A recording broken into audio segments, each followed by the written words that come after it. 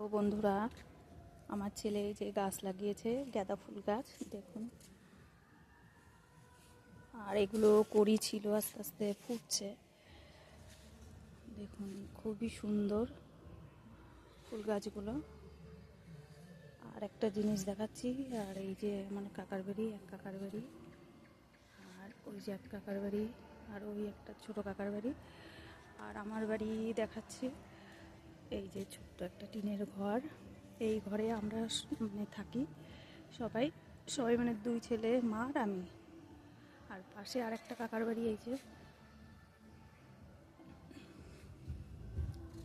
আর ফুল গাছ আমার তো খুব ভালো লাগে, আর আমার ছেলের তো খুবই ভালো লাগে ফুল গাছ, ওর জন্য ও লাগিয়েছে দেখুন।